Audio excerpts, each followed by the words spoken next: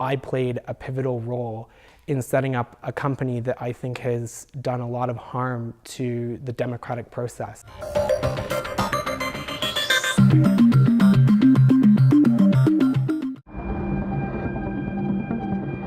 In an era of big data and fake news, political leaders are changing, and so too the way they campaign. What you post on social media is being watched, being used, and what you see is crafted like never before. And bestriding this vast digital frontier is Cambridge Analytica, a company which trawls personal data to try to predict, then alter voter behavior. A company which claims it was pivotal in getting Donald Trump elected, but which today, extraordinarily, has been suspended from Facebook. Through this former insider, we can reveal it involves a data grab of not just hundreds of thousands of user profiles, but around 50 million. And accusing Cambridge Analytica of this and more, their former Director of Research, Chris Wylie. If we look at what Cambridge Analytica does online, it's coercive. People don't know that it's being done to them. It's time, says Wylie, for us to know more about the methods of Cambridge Analytica. Computers are better at understanding who you are as a person than even your coworkers or your friends. This is an information war, he says. Social media is the battleground, and you are the target. It weighs on me that I played a pivotal role in setting up a company that I think has done a lot of harm to the democratic process in a lot of countries.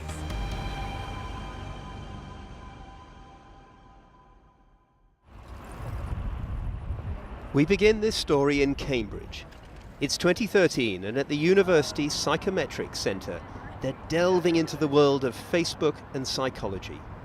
Into what glimpses into the soul might your Facebook likes reveal? Cutting-edge research, which Chris Wylie was quick to spot and now helps explain. On social media, you curate yourself. You put so much information about who you are in one single place. So whenever you go and you like something, you are giving me a clue as to who you are as a person. And so all of this can be captured very easily and run through an algorithm that learns who you are. When you go to work, right, your coworkers only see one side of you. Your friends only see one side of you. But a computer sees all kinds of sides of you. And so we can get better than human level accuracy at predicting your behavior. Really? Yes, absolutely. Some dispute that. But for Chris Wylie, then just 23, the notion was as seductive as it was potentially lucrative. The company he worked for, Strategic Communications Laboratories, or SCL, specialized in psychological operations for the military. And for him, Facebook was now the richest of canvases on which to not only read minds, but change them. Which is what brought Chris Wylie to the attention of SCL client Steve Bannon, then boss of the online magazine Breitbart, later Donald Trump's chief strategist. What did Steve Bannon want? Steve wanted weapons for his culture war. That's what he wanted. And we offered him a way to accomplish what he wanted to do, which was change the culture of America. Bannon's big idea, says Wylie, was this. Could they replicate the academics' work profiling people's personalities on Facebook on a massive scale across the American electorate? They had the money, from billionaire Republican backer Robert Mercer and his daughter Rebecca. I'm Alex, I'm the CEO. And through Chris Wylie, their specialist, Cambridge academic Alexander Kogan. Already on Facebook, permitted to gather users' data for research purposes, but who now agreed to get much more and share it commercially. The blueprint for the company which would become Cambridge Analytica. Kogan didn't make any money off of it. He did it for free.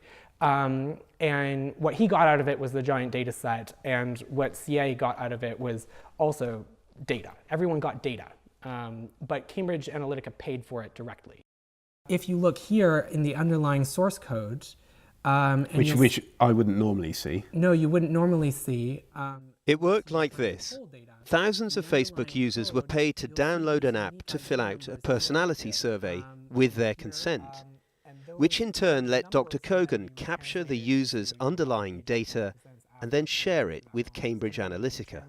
So very simplistically, you're going into the code behind the Facebook page, you're dragging out these ID numbers, you're putting them into an algorithm, and out comes a prediction of how you're likely to vote. Yes. Simple and smart, because the app didn't just mine the respondents' data. Crucially, it swept up that of their friends too, those who hadn't adjusted their privacy settings. Imagine I go and ask you, I say, hey, if I give you $1, $2, could you fill out the survey for me? Just do it on this app. And you say, fine, right? I don't just capture what your responses are. I capture all of the information about you from Facebook. But also, this app then crawls through your social network and captures all of that data also. So by you filling out my survey, I capture 300 records on average, right? And so that means that all of a sudden, I only need to engage 50,000, 70,000, 100,000 people to get a really big data set really quickly. And it scaled really quickly. We were able to get upwards of 50 million plus Facebook records in the span of a couple months. 50 million? Yeah, over 50 million records from Facebook using this method. And how many of those people behind those profiles were aware that their profiles had been used in this way? Almost none. Almost none. And so, claims Wiley, began a Republican big data gold rush, with Steve Bannon, alt-right ideologue, later a Cambridge Analytica vice president, leading the charge. Should those friends' profiles have been used in the way that they were? I don't think so. I think that it was a big mistake to use this method. But why Facebook didn't make more inquiries when they started seeing that tens of millions of records were being pulled this way, I don't know. You would have to ask Facebook that. But Facebook, at least in a technical sense, facilitated the project because they had applications that had these permissions in the first place. Facebook learned of this in 2015, and yet it's taken them until today to come out publicly and say this never should have happened. They've yet to acknowledge that this involved around 50 million users, instead talking of 270,000 plus friends. They've also been at pains to stress this wasn't a data breach in the sense that users by consent and friends through their default privacy settings agreed to Dr. Kogan capturing their data, and they say they've since improved their systems. But Kogan, according to Facebook, lied to them and violated their policies by passing on the data to Cambridge Analytica. At the time that you were taking this data off Alexander Kogan, which was principally, solely for academic research purposes, you knew you were treading a very thin ethical line, presumably. I think everyone knew that we were wading into a gray area. It was an instance of if you don't ask questions, you won't get an answer that you don't like. Cambridge Analytica rejects this, arguing they had assurances from Dr. Kogan that his actions were in line with Facebook's protocols. Kogan in turn claims he had the right to use it for commercial purposes. They and Chris Wiley all assured Facebook some time ago that they deleted the data as requested. But Facebook have now revealed some of that data reportedly might still exist. Hence their dramatic decision to suspend Cambridge Analytica, Alexander Kogan and Chris Wiley from Facebook while they investigate. Did you delete it immediately as requested? I had already deleted it. When they sent me the letter that you're referring to, I didn't have the data. So did they check that you'd deleted the data? No, they were just satisfied with the form. The only contact that I had was, here's a form, fill it out and send it back, and it's done. So they took your word for it that you had deleted the data of over 50 million Facebook profiles? Yeah, they didn't do anything aside from sign this form. So just how significant was this data anyway? Of no use is Cambridge Analytica's position. Fruitless is how their boss described the project to MPs recently here in Westminster. Yet Chris Wylie claims it was anything but, and foreshadowed worse to come. We spent almost $1 million doing this. It wasn't some tiny pilot project. It was the core of what Cambridge Analytica became. It allowed us to move into the hearts and minds of American voters in a way that had never been done before. By the time Cambridge Analytica had been hired by the Trump campaign, my first hour in office, those people are gone. They had profiles from numerous data sets on more than 230 million Americans, or so Cambridge Analytica boast. This is real data from the Republican primary. Enabling them, as their boss Alexander Nix showed Channel 4 News 2 years ago, to micro-target different personality types with bespoke, emotionally resonant messages. Someone who's neurotic is someone who's quite emotional and might respond in this case to a stimulus of fear. From stimulating US Republican campaigns to elections in Africa, Asia and beyond, Cambridge Analytica are now the big data strategists with the big name. Some allege, however, with little time for ethics. Among their number now, the former insider who claims there's a dangerous alchemy to Cambridge Analytica's art. There is a lack of awareness. It is coercive. People, if I am studying you and I have enough information about you because you've curated your entire self online and I capture that, I can anticipate what are your mental vulnerabilities? What cognitive biases might you display in certain situations? But haven't I volunteered that I can information? Exploit that. But are you saying that Cambridge Analytica lies in its political messaging? Because that's something they would completely deny. They knowingly misrepresent the truth in such a way that is conducive to their objective. What's your proof for that? I was there. We worked on all kinds of experiments about what would lead a person from A to B.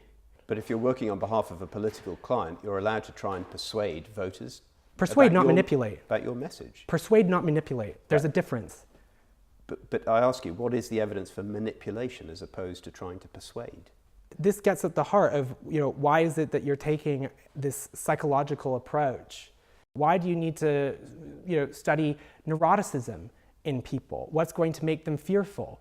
It is what is my pre? I was there. I set it up. I was the research director. This is what it is.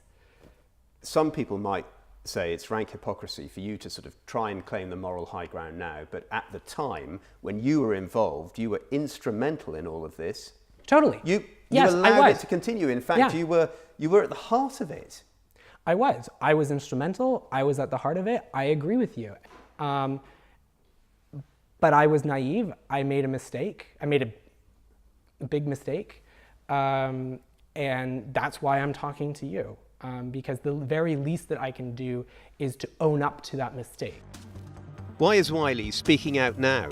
Revenge, perhaps, following an acrimonious legal dispute with Cambridge Analytica after he left? Not so, he says, it's remorse at having been involved in the first place.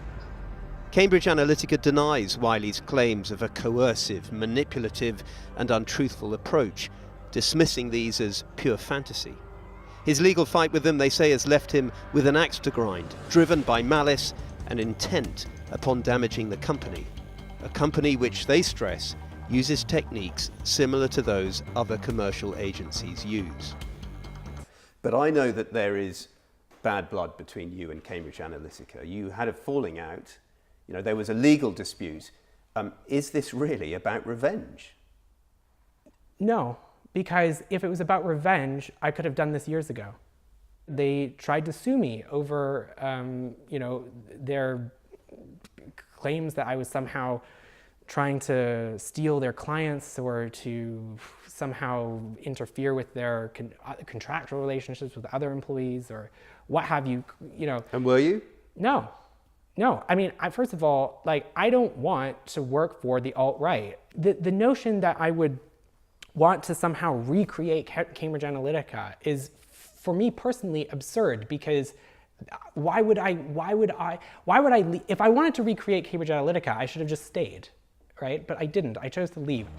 He is the data scientist who helped weaponize the data, who, embroiled in a growing Facebook scandal, now feels tainted by the new political order he thinks he helped create.